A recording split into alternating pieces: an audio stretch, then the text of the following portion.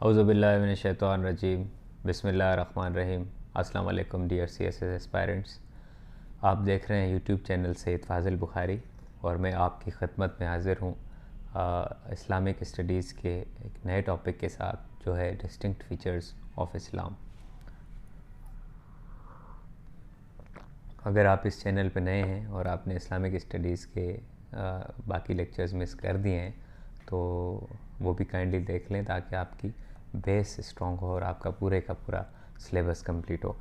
Let's discuss about distinct features of Islam. Number 1, Quran.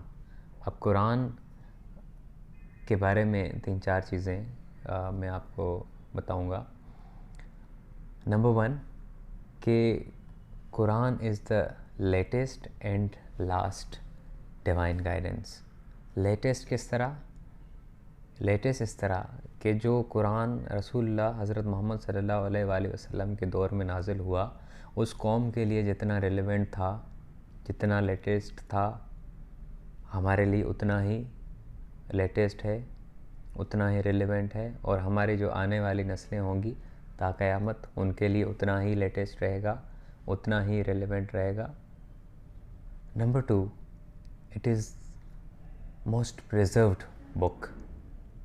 खुदा ने इसकी हिफाजत का ज़िम्मा कुरान में लिया है। हम ही इसको नाजिल करने वाले हैं और हम ही इसकी हिफाजत का ज़िम्मा लेते हैं। अब देखें, आप कोई भी किताब छपती है, चाहे कितनी ही बड़ी हो, मोस्टली ज़रूरत पड़ती है हर दौर में उसको अपडेटेड वर्जन की, एडिटेड की। तो कुरान ऐसी किताब है जो अल्लाह ताला ने इस तरह उसको बनाया कि उसको अपडेट करने की, उसको एडिट करने की ज़रूरत ही महसूस नहीं होती हर दौर में, और ना कोई कर सकता है। आप देखें, ना सीक्वेंस चेंज हो रही है, ना अरबी चेंज हो रही है, ना बातें चेंज हो रही हैं। जो कुरान हज़रत मोहम्मद सल्लल्लाहु अलैहि वसल्लम ने इंसानियत को तोहफ़ा दिया, वो कुरान हम भी पढ़ रहे हैं, वो आज आगे क़यामत तक लोग पढ़ते रहेंगे, उससे गाइडेंस लेते रहेंगे। और फिर Quran is practical and relevant to all the times. इंसानियत के प्रैक्टिकल मसलों के बारे में कुरान मसाइल के बारे में डिस्कस करता है,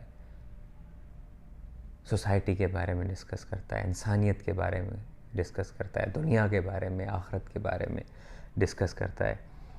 और number 4, Quran liberates people from superstitions.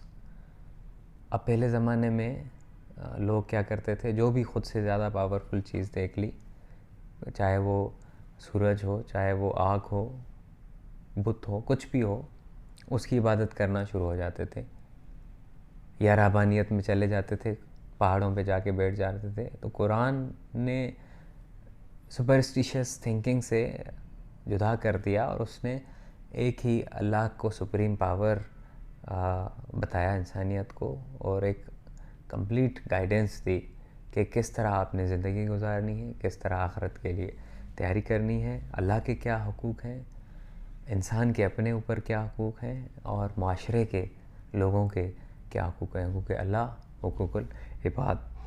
तो उसके बाद दूसरी चीज़ जो इस्लाम को डिस्टिंक्ट करती है वो है universality. Islam is a universal religion. खुदा पूरी इंसानियत का खालिक है, अल्लाह ताला पूरी इंसानियत का खालिक और राज़िक है। हज़रत मोहम्मद सल्लल्लाहु अलैहि वसल्लम सारी इंसानियत के लिए रहमतुल आलमीन है। Quran is message for humanity and all the people are same. जिसने किसी एक इंसान को कत्ल किया, उसने पूरी इंसानियत को कत्ल किया। जिसने किसी एक इंसान की जान बचाई, उसने पूरी इंसानियत की जान बचाई। तीसरी जो चीज़ इस्लाम को डिस्टिंक्ट करती है दूसरे मज़ाहिब से, वो ये है कि it advocates truth of all profits and their books. जितने भी पैगंबर 1,24,000 आदम से लेकर हज़रत मोहम्मद सल्लल्लाहु अलैहि वसल्लम तक आए, उन सब के ट्रुथ को, सब की स्टोरीज़ को प्रोपगेट करता है, एडवोकेट करता है, और उनकी किताबें और सहीफ़े जितने आए उनके बारे में भी मुसलमानों को ईमान रखने की हिदायत इस्लाम करता है। चौथी चीज़ जो है, अब पिछले जितने भी दीन हैं उनमें कोई ना कोई कंट्राडिक्शंस आई हैं, डिफरेंसेस आए हैं, अमेंडमेंट्स हुई हैं। इस्लाम में अमेंडमेंट्स से मना किया गया है, बिद्दत से मना किया गया है। अब खुदा ने जो कुरान दिया है, अल्लाह ताला कहता है, चैलेंज करता है कि अगर आप कर सकते हो तो चेंज करके दिखाओ।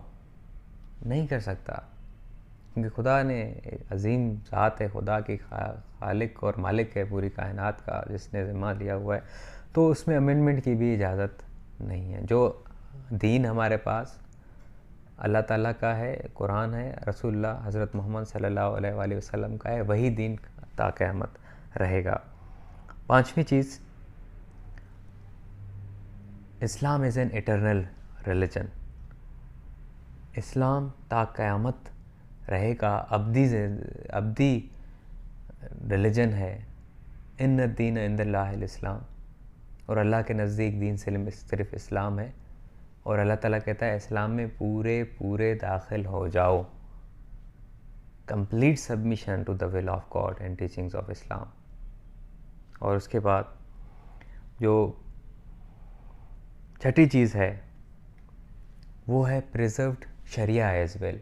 अब आप देखें हज़रत मोहम्मद सल्लल्लाहु अलैहि वसल्लम पे जितनी किताबें लिखी गई हैं, उनका खाना पीना, उठना बैठना, ताल्लुकात, मामलात, politics, head of state, military leader, educationist, घर पे कैसे थे, बाहर कैसे थे, वालिद कैसे थे, बेटे कैसे थे, रिश्तेदार कैसे थे, ससुर कैसे थे, नाना कैसे थे, हर चीज़, हर एस्पेक्ट पे रसूल सल्लल्लाहु अलैहि वसल्लम को किताबें मौजूद हैं, शरीयत मौजूद है, उनके तौर तरीके मौजूद हैं। और हमने, अल्लाह ताला कहता है, और हमने हज़रत मोहम्मद सल्लल्लाहु अलैहि वसल्लम को आपके लिए बेहतरीन नमूना बनाकर भेजा, रोल मॉडल बनाकर भेजा है। जो इस्लाम ने टीचिंग्स दी हैं हज़रत मोहम्मद सल्लल्लाहु अलैहि वसल्लम ने उनको प्रैक्टिकली करके दिखाया है मुसलमानों को या दुनिया को, कायनात को। सातवीं चीज़, it is crux of the teachings of all prophets. जो हज़रत इब्राहिम की सुन्नत थी कुर्बानी वाली, या जो टीचिंग्स, क्योंकि हर दौर में इंसानियत को जब जब जिस जिस चीज़ की ज़रूरत पड़ी है, जिस चीज़ गाइडेंस की ज़रूरत पड़ी है, अल्लाह ताला ने अपने पैगंबर भेजे। और हर दौर में जो पैगंबर भेजे उनका ज़िक्र भी किया है इस्लाम ने, और उनकी जो टीचिंग्स हैं उन टीचिंग्स को भी प्रोपगेट किया है। और इस्लाम ने जो कुरान है या जो सुन्नत है वो सारे पैगंबरों की 1,24,000 अम्बिया की टीचिंग्स का क्रक्स है and the final code of conduct और गाइडेंस है। तो आठवीं चीज़ यही है कि कंप्लीट कोड ऑफ कंडक्ट। आप इंसान पैदा होता है तो उसके कान में ला इलाहा इल्लल्लाह मुहम्मद रसूलुल्लाह, अशहदु अल्ला इलाहा इल्लल्लाह वहदहु ला शरीका लहू, अशहदु अन्ना मुहम्मदन अब्दुहु व रसूलुहु पढ़ा जाता है, अज़ान दी जाती है, बड़ा होता है, रोज़ा नमाज सिखाया जाता है, बाकी ताल्लुकात, वालिदैन के हकूक़, भाइयों बहनों के हकूक़, इस तरह जैसे ही जवान होता जाता है फिर आखिर तक जाता है, किस तरह हलाल कमाना है, किस तरह इबादत करनी है, किस तरह मामलात करने हैं, किस तरह हकूक़ देने। फिर जब डेड हो जाता है, जब मर जाता है, तो इंसान कब्र में सारे उतारा जाता है, दफन किया जाता है, जनाजा पढ़ा जाता है। तो from birth to death, Islam gives you a complete code of life, whether it is social, whether it is economic or political. फिर आपका नवी जो डिस्टिंक्शन है इस्लाम की बाकी मज़ाहब से, वो ये है कि it is revealed book in living language. अब लिविंग लैंग्वेज को थोड़ा सा समझें। लिविंग लैंग्वेज मतलब कुरान अरबिक में उतारा गया, और अरबिक आज तक है और अरबिक क़यामत तक रहेगी। बाकी जितनी भी पैगंबरों की किताबें आईं, जिन लैंग्वेज में आई गई, वो शायद या तो उन लैंग्वेजेस वो ख़त्म हो गई हैं, या तो उनको ट्रांसलेटेड वर्जन आ गए हैं, या तो उनमें अमेंडमेंट्स और कंट्राडिक्शंस और चेंजिंग्स की गई। कुरान में ये चीज़ें नहीं हो सकती। अब 10वीं और आखिरी जो पॉइंट मैं आपको बताना चाह रहा हूँ वो ये है कि fulfilment of prophecies and finality of profit. हज़रत मोहम्मद सल्लल्लाहु अलैहि वसल्लम को आखिरी नबी बनाकर भेजा गया। ला नबी बाद, मेरे बाद कोई नबी नहीं आएगा, रसूल सल्लल्लाहु अलैहि वसल्लम के बाद कोई नबी नहीं आएगा। और अब हज़रत मोहम्मद सल्लल्लाहु अलैहि वसल्लम को ख़त्म नबूवत देकर, नबूवत की मोहर बनाकर इंसानियत को ये वाज़ेह पैगाम दिया गया कि ये आखिरी पैगंबर हैं, ये आखिरी किताब है, ये आखिरी मज़हब है, दीन है, इस्लाम है। इसके बाद कोई नबी नहीं आएगा, कोई किताब नहीं आएगी। तो इसी को आप अपनी फ़लाह दुनिया और आखिरत में कामयाबी का ज़रिया बनाकर इस पे अमल करें, अदरवाइज़ आप भटक जाएंगे, इधर भी नाकाम होंगे, आखिरत में भी नाकाम होंगे।